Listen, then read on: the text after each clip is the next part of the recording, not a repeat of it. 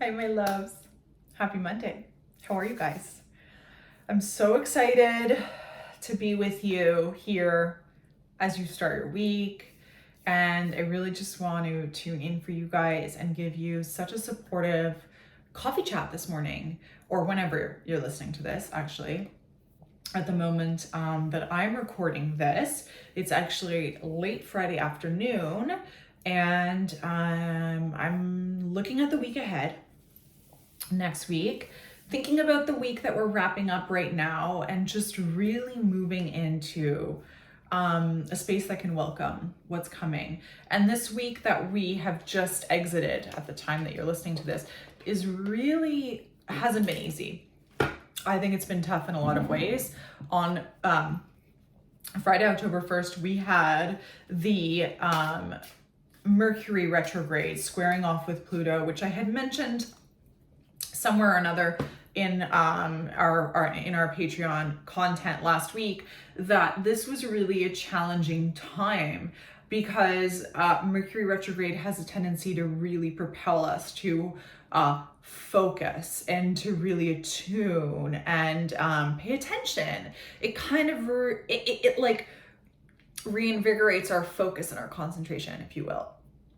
And it feels like we're also kind of unraveling at the same time. A lot of loose ends and a lot of things kind of haywire, right? Technologically as well. And, you know, Pluto is naturally rules Scorpio and wants to just take things apart, and it wants to look at where we have shame and guilt, where we're hiding secrets. And so it's quite decisive, it's quite focused, it's quite obsessive even. And so if you're having thoughts that kind of don't really, are really tunnel vision thoughts, I guess I would say, you know, or really hyper focused or accentuated, or even conversations that are hyper focused on accentuated on something really, really, really uncomfortable, I would definitely invite you to evaluate what that means for your growth and what that means for where you need to let go of something. Because Pluto, whatever it touches, it wants us to unravel a little bit in order to strengthen our soul's evolution and move towards our soul's calling. So in this retrograde, that touch point, that square with Pluto and Mercury can feel really vulnerable, and it tends to evoke the things that maybe aren't always, especially in a retrograde, at the forefront of our thoughts or the forefront of our existence, because Pluto rules the 8th house, and that's a space of hiding. It's things that we keep private, very private, I would say, intentionally private.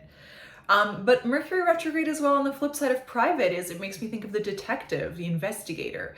Are you over analyzing things? Are you really in the mindset and the space of wanting to get to the bottom of something? Because that can really prompt, a Pluto square to Mercury, like in a retrograde space, can really prompt us to kind of move in that direction.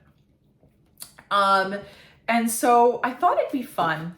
That was just kind of an opener. I thought it'd be fun to pull a card. I'm loving doing this right now. I've been doing it in a lot of the sessions as well, an oracle card.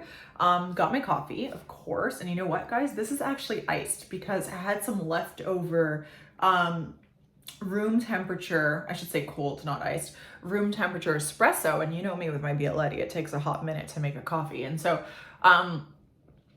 I topped it off with cold foam, and it's actually really good without the ice. It's quite delicious. Quite delicious. I gotta say, it's smooth. And I hope your coffee today is smooth as well and strong and just gets you moving in the right direction. I hope your Monday is gonna be off to a better start than last week Monday, which was the first official day of Mercury retrograde, and it was a doozy, wasn't it? Monday last week was just a pill. It was not easy. I was really, really, really struggling. So let's pull a card for the energy that we're gonna be moving into this week as I walk you through some things that I want to bring up for us, as well as look at some of the energy that's coming our way. So kind of almost like a combined astro brew, as well as a little coffee chat prompt. I got some stuff I want to chat with you guys about. Okay, it's this card. It's definitely this one. Oh my goodness. I love when the cards are just so on the money. Seeing things for what they are. So this is, I would say, more a prompt for this week.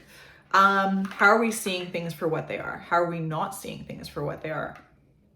Sometimes with Pluto, that square aspect, going back to that transit was exact on Friday.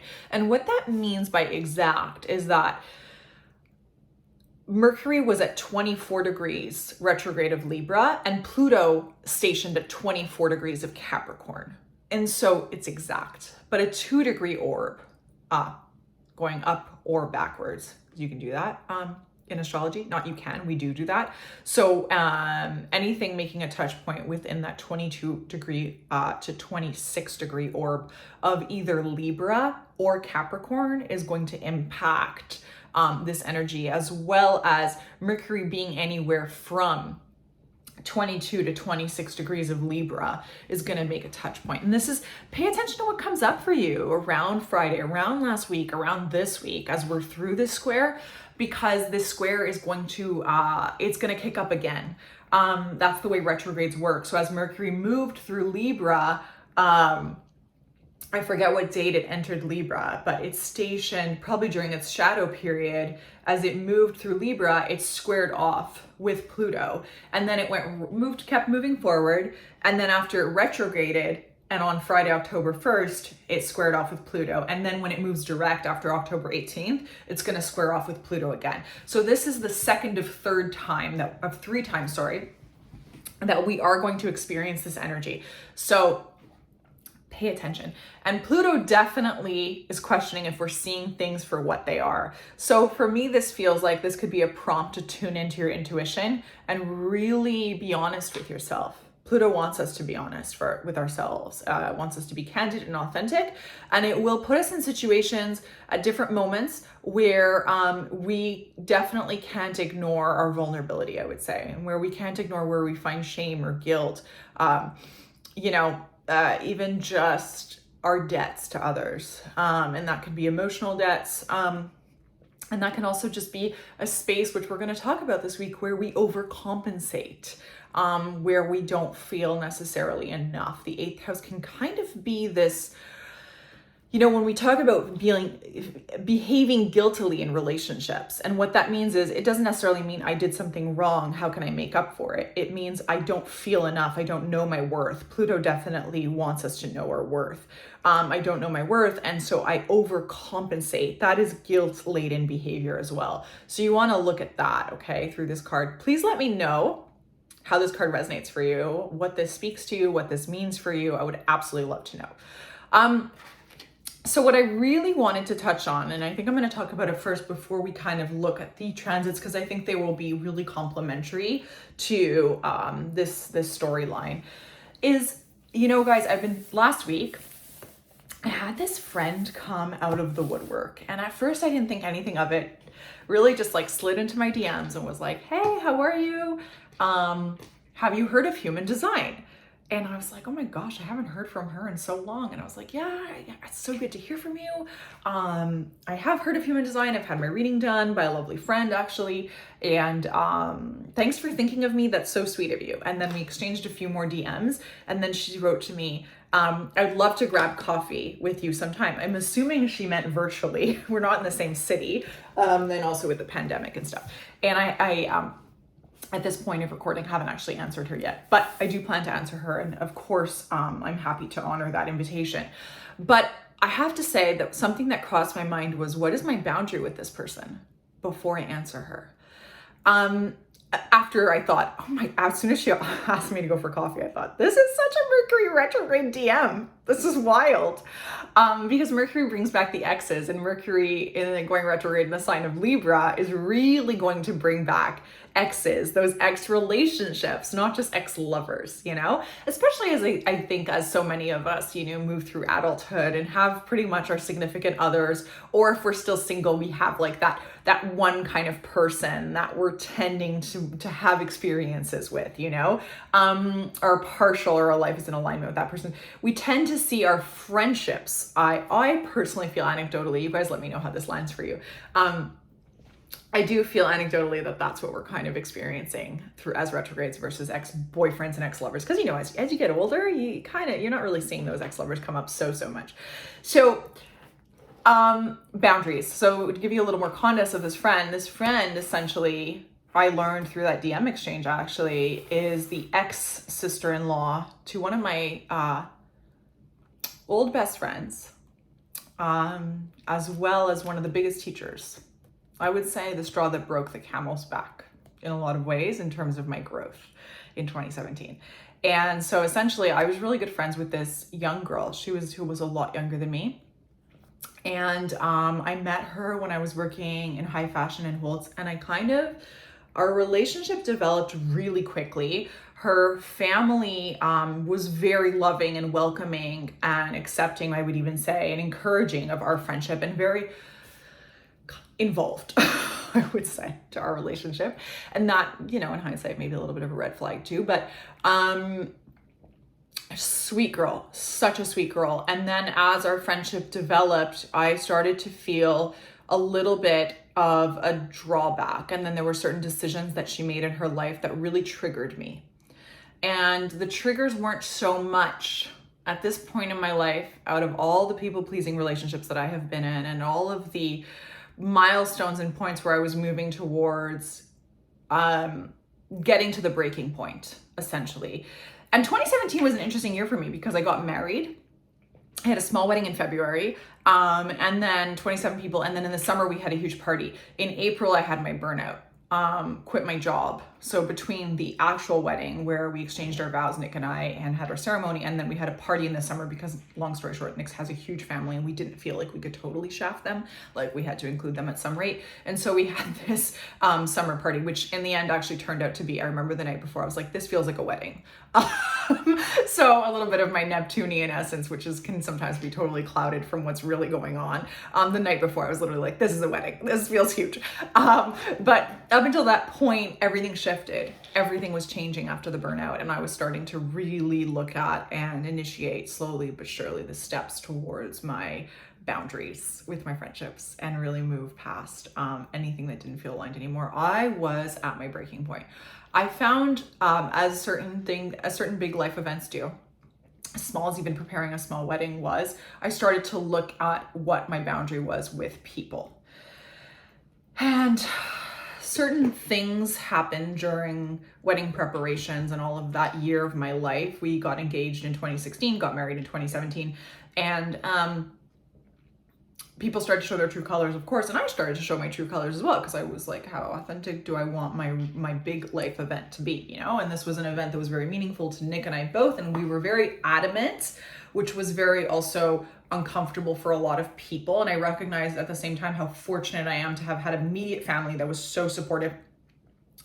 My parents are a little more estranged and kind of quirky with their relatives, so it wasn't that shocking, but more Nick's family, which is, his mom has 8 brothers and sisters and they're very, very close. So for her to say, like, you're not invited, any of you, and she has a really good relationship with all of them.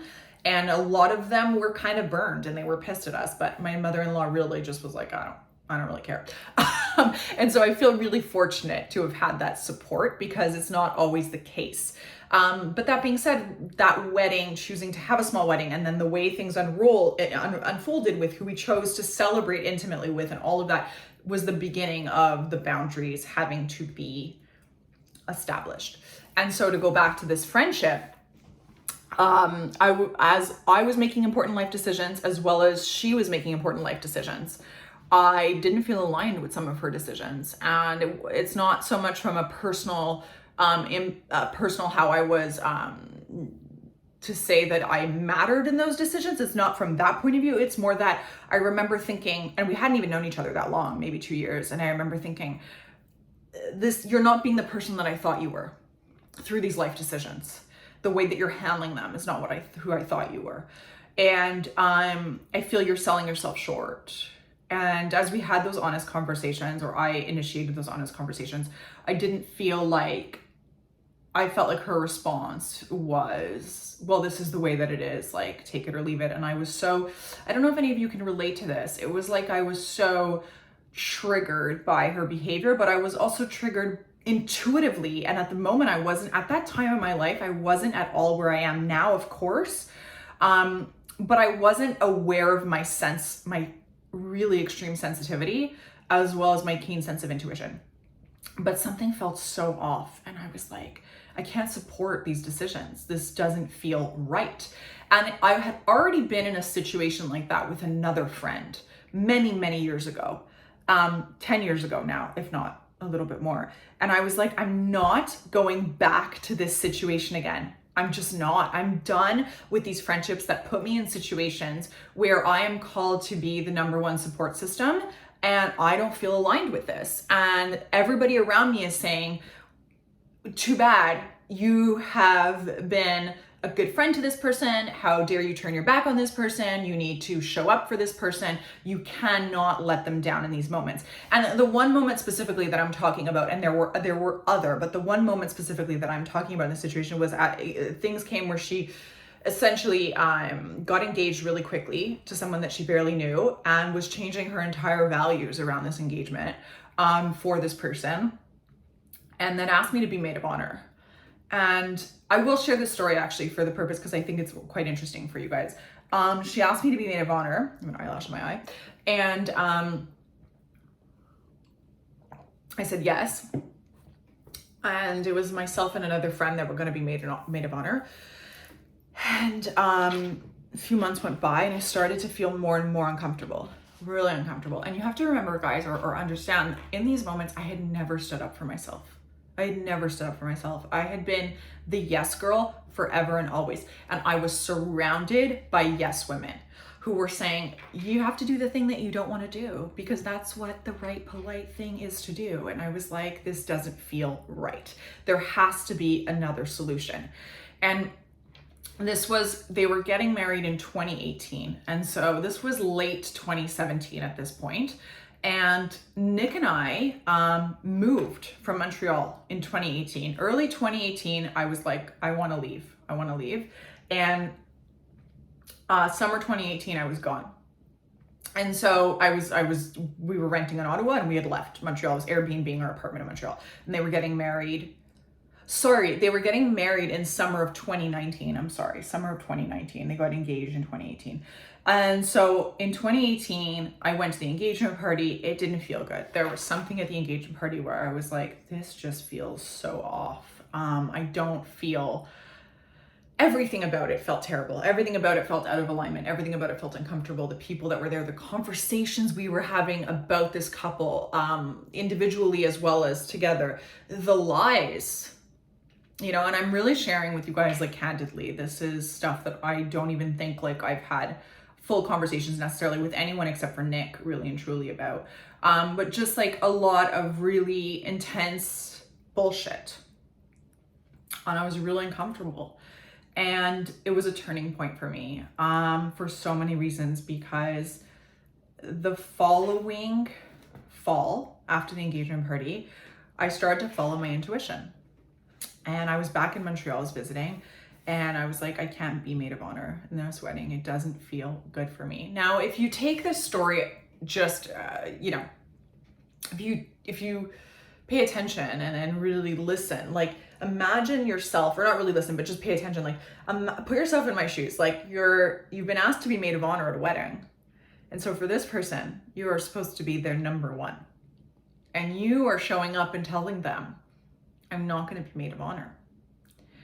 You could probably count on your hand the amount of people that have actually done that, without, let's say, the bride to be burning the maid of honor and doing something really shitty that, like, implicated that the maid of honor, like, had to, like, back out, voluntarily, the maid of honor, nothing having happened, feeling intuitively called to back out of that wedding invitation and mandate was really delicate and really, really challenging for me. I bought her flowers, and I bought her a card, and I wrote in the card the reason, how I felt about her wedding. Nothing was negative. It was like, I'm really happy for you, but unfortunately this doesn't feel right for me to take on this role, and I hope you can understand. And also, from this point of view, I wasn't necessarily, in my mind, I wasn't like, oh, our friendship's over. I was really just like, which maybe is a bit naive too, of course. But also in the moment, you kind of want to do things as a civilized human and a caring human as I am, a little bit delicately, right? So offered the card, showed up with the flowers. The card was kind of a thought that she would be able to read in the event that when I showed up and broke the news to her, she was beside herself. And I didn't know, I had no idea how this would happen.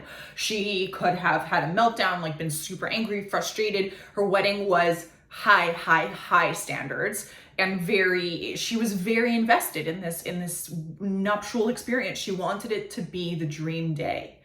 I also had two very good friends who were also invested in the wedding. So I had to be very careful. One of my really good friends at the time, who had been my maid of honor, that's a whole other story. I am no longer friends with my maid of honor.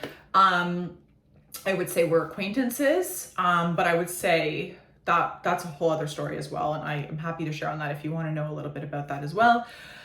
And Sadie, you guys know Sadie, my best friend. Most of you know her. She's took my portraits for the website. Sadie had been hired at this point to be the photographer of this wedding. So I had to be very careful. But yeah, my ex-best friend, I don't think I mentioned this because that's the way that I am, was actually the, what's the word I'm looking for? Event planner designer. She was helping do all that. So a lot of my network had actually been hired, to make this dream wedding happen. I didn't want to burn any bridges. I had to be super careful. Showed up, announced. The reaction was very interesting. It was really like, hey, I totally understand. Like literally, it was like, I totally understand. Do you still want to come to the wedding? And I was like, yeah, of course. Long story short, I left and I felt so weird. If anything, I felt affirmed in how out of sync this situation was and how I had followed my intuition, because I was like, how strange that the bride-to-be is not even upset in any way, shape, or form. Like there was almost no conversation to be had about the fact that her maid of honor just kind of backed out. It was really weird, but also admittedly very much an omen of alignment and just my diplomacy in handling the situation. Long story short, February 2019 rolls around and I'm pregnant. And I didn't anticipate having kids, didn't anticipate to be pregnant at the time, had no idea that I would be pregnant in 2019. And I did not feel good for the first 3 or 4 months of pregnancy. It started around week 7 and it was disaster until, it was disaster until week 12. I was like horrible. And then I was so nauseous and I ate fries. Fries were the only thing, and root beer that like got me through this. It was horrific. Like eating was the only thing that appeased my nausea. And I couldn't eat anything healthy. So all that to say, my body was in a state of growing a human, of experiencing this thing that I hadn't necessarily planned for. And I didn't feel good in any of my clothes. And I, knew that at that time they were doing the fittings for the bridesmaids and the wedding party. And so I remember thinking at that time, I think it was January or February. And I was like, thank goodness that I said no to being maid of honor, because had I known that I would be pregnant now and feeling this way, it would have been horrific. Things escalated, of course. In June, I was their wedding month and I was super pregnant in June. I was due in October. And so again, I had all my, a lot of people that I knew were part of this wedding. And so it was always on my radar. At this point too, I was of course still involved in her life. So I always sent her a gift and I was, wishing her nothing but the best. And so I just kept having these thoughts of like, my God, had I not backed out when the moment was, as hard as that decision in that moment felt for me, was a little more right than it ever could have been going forward.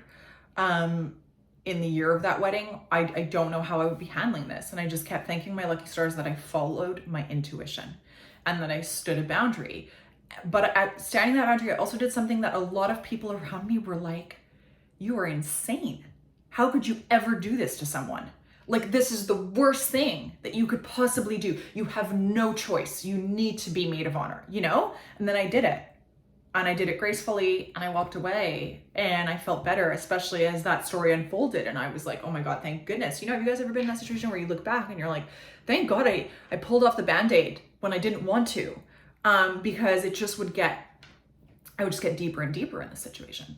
So all that to say, had my baby and we exchanged a few text messages, her and I, around the time that I had my baby. And that was basically it. And then, so now 20 minutes later into the story, her ex-sister-in-law reaches out to me. And I had cut off ties from the family because the family was very close. And I imagined, I'm sure too, that they were like more aware about my behavior than this person was in the moment. And I think that they probably protectively and completely understandably were also like, Steph's done from our life. Like, this is a horrific thing that she did. And so I kept my distance. And I was, I was close with them, the family members, because like I was saying, they took me in so lovingly and so acceptingly, really, really quickly. And so this ex-sister-in-law, essentially this ex-best friend, bride's brother's wife, last I'd heard they were still married. And so by DM, she wrote me to tell me like, how are you? And I thought, oh my God, like she's reaching out to me out of left field, Mercury retrograde in Libra, relationships. And then essentially reached out to me out of left field, the whole thing, and then happens to mention that her and my ex-best friend's brother split up.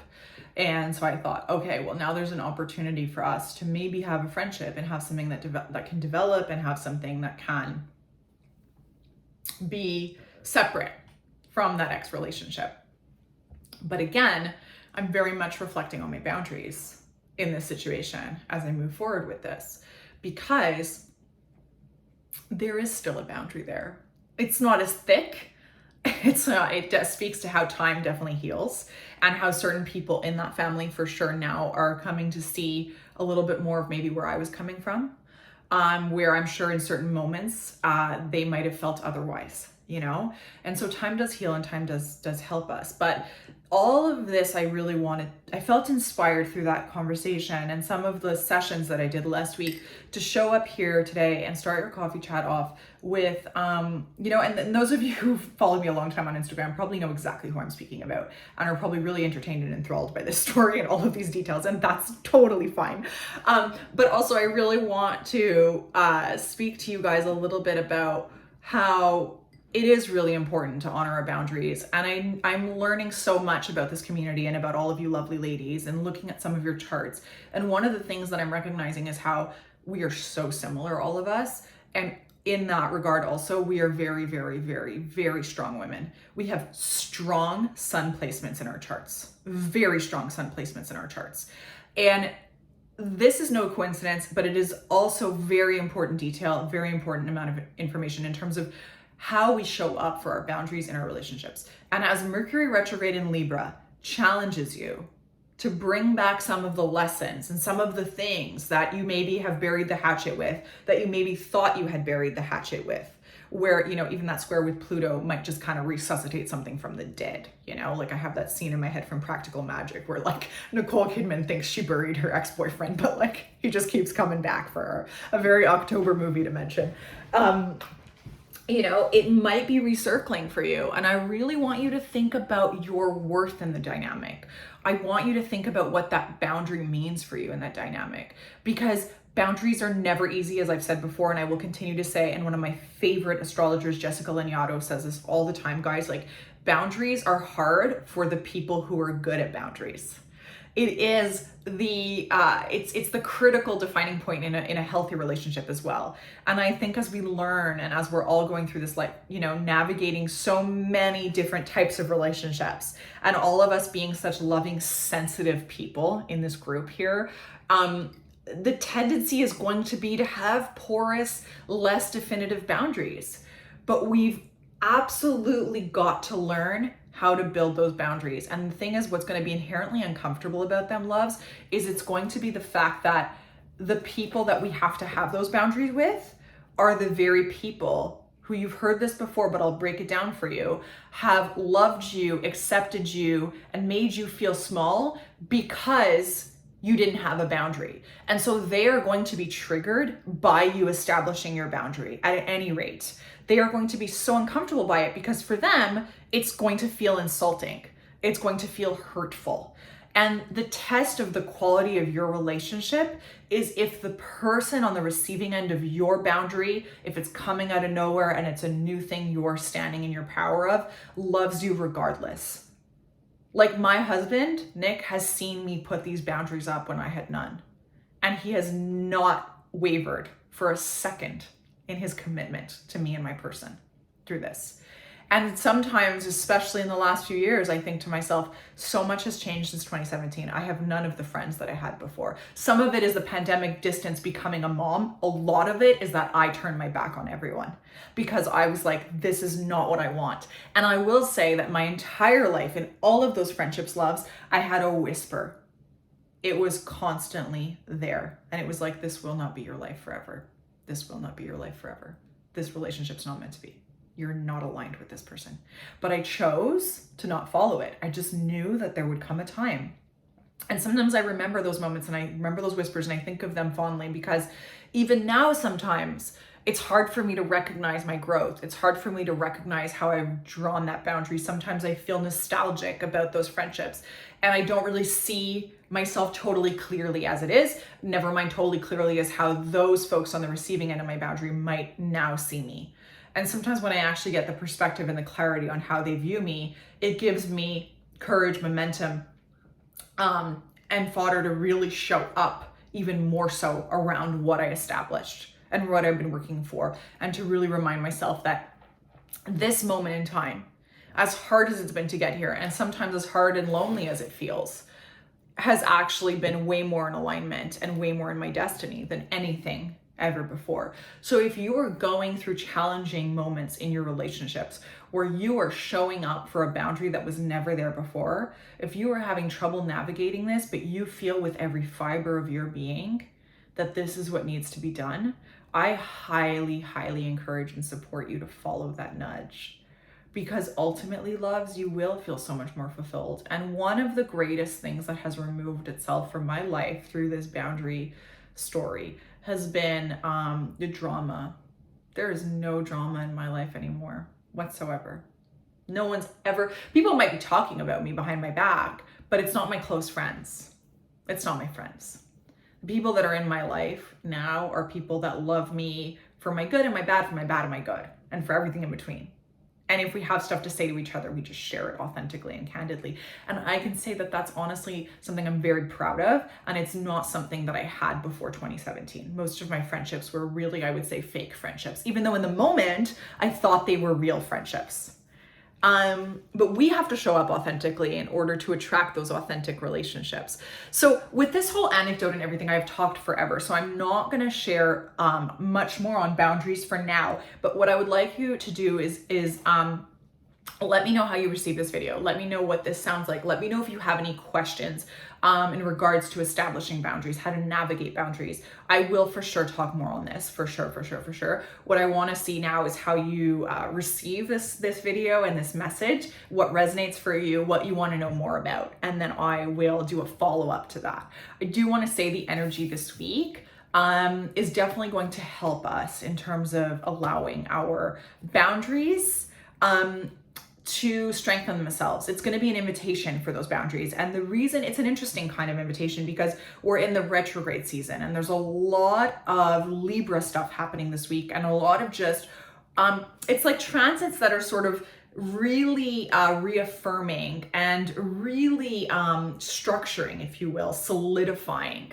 that mercurial retrograde energy that is seeing us think about things, process things, reevaluate things. And so we're really going to have these opportunities to set the intentions and the goals and pay attention to where we need to make a change, to where we need to make a shift, and where we are being called to stand up for our worth. And so I'm going to break this down for you now. So right now, on Wednesday, I'm so sorry, we're going to have the new moon in Libra. And the new moon in Libra is really interesting because Mercury is in the sign of Libra going retrograde. And so this new moon in Libra is going to be happening at 13 degrees of Libra at 7:05 a.m. on Wednesday. 13 degrees of Libra with the degree that Mercury is at isn't really close to the Mercury retrograde. The Mercury retrograde by the end of the week is at 16 degrees. So Mercury is probably hanging around, I would say anywhere between 18 and 20 degrees. It's around 20 degrees on the occasion of this new moon. So they're not, their energy isn't enmeshed together. It's not intertwined. That being said, there is definitely a touch point to what the Mercury retrograde energy is evoking in us through this new moon experience. Now, new moons are when the sun and the moon are at the same degree. So the sun and the moon are both going to be at 13 degrees of Libra at 7:05 a.m. on Wednesday, the 6th of October. And this is going to be a really beautiful moment, loves, for you to establish the goals, invite in the energy that you want to achieve in your life around your relationships, and also journal and reflect on what you've learned so far, a week and a bit in to this retrograde period in Libra. What have you learned about your relationships? What have you learned about how you're showing up in your relationships? What have you learned about who you want to be in your relationships? What kind of people do you want to attract and have as your support system in your relationships? These are all things that are really, really relevant and are really going to find space and energy and momentum to be supported through this new moon opportunity.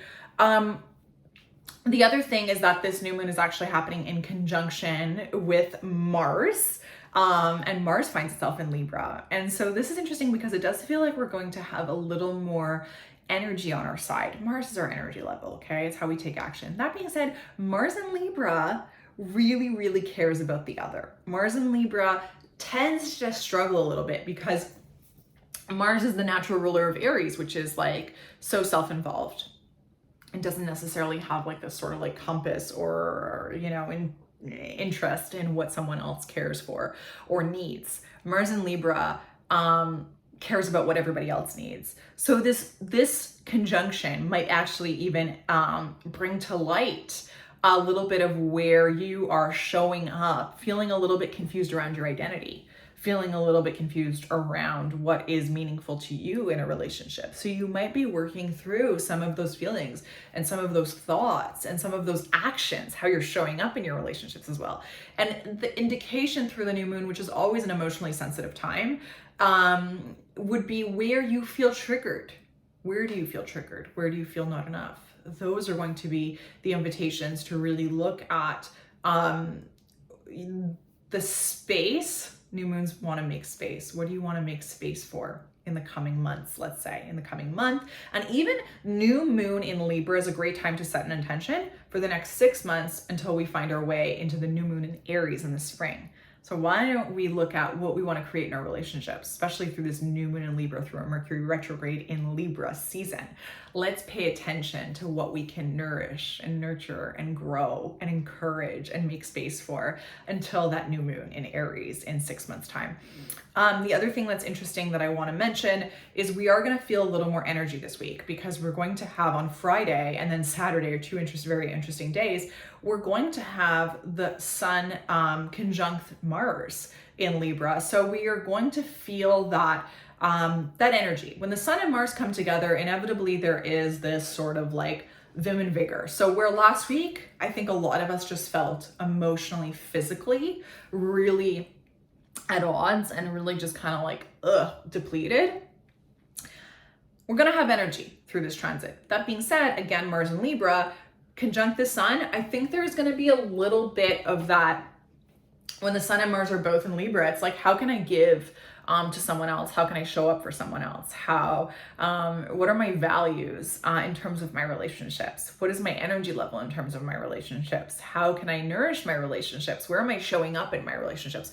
So this is a very, I would say, yin and yang, give and take energy this week with that sun and Mars conjunction. And then on Saturday, we're going to see the sun, Mercury, and Mars. So this is what would be called a stellium, where 3 or more planets come together in the same zodiac sign or house. We're going to be seeing them all together in Libra.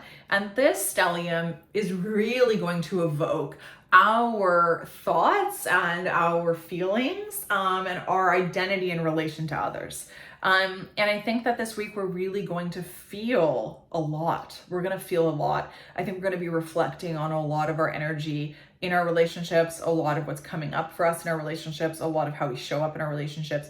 And we might just feel called to really just sacrifice of our egos and sacrifice of our own needs this week. We might feel invigorated and energized by giving back, by showing up for someone else this week. And in the context of the energy that's going on in the world right now, that's not such a bad thing either, because there are so many people who are in need. That being said, in our one-to-one relationships, I would definitely use this energy and that stellium between the Sun, Mercury, and Mars as momentum to really focus, attune, and just kind of sharpen your wits about you around where you need to take back some of your space in your relationships. And that starts with you. Don't wait for the person you don't have boundaries with to give you the space that you need to find your worth. You've got to decide yourself, and that's inherently uncomfortable. And through Libra season, probably even more so, you know? But a Mercury retrograde in Libra is going to remind us of that gap sometimes. It's going to bring situations into our immediate attention sphere to really pay attention to that and to really have to reflect and have to kind of assess what we want in our relationships. Well, I think a lot of like what we want is coming up right now. Who do we want to be? Where do we want to give our energy? Where do we need to invest more in our worth in these dynamics? We have 2 planets stationing direct this week. Pluto is stationing direct, as well as Saturn is stationing direct. And these are big deals, because Pluto is stationing direct on Wednesday, same day as the new moon, and Saturn is stationing direct on Sunday, the 10th of October, Thanksgiving weekend, actually, for those of us here in Canada. And, you know, these are outer planets. They tend to move in and out of retrograde quite frequently, and they also stay in retrograde for longer periods of time. That being said, Pluto moving direct and Saturn moving direct, we're going to see definitely the energetic impact of that.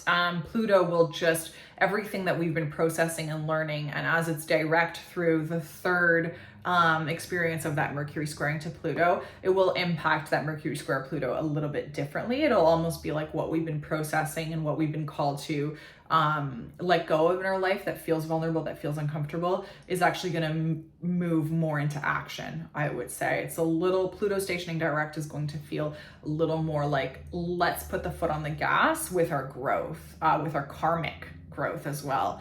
And I would say Saturn moving direct in the sign of Aquarius is really going to see things kick up in terms of where we maybe had a little slower processing of the things that the collective is dealing with right now. You know, Aquarius is a really novel energy. It's an energy that really wants to, it's a healer energy, and it's really an eccentric energy. And Saturn in Aquarius is really happy there, actually.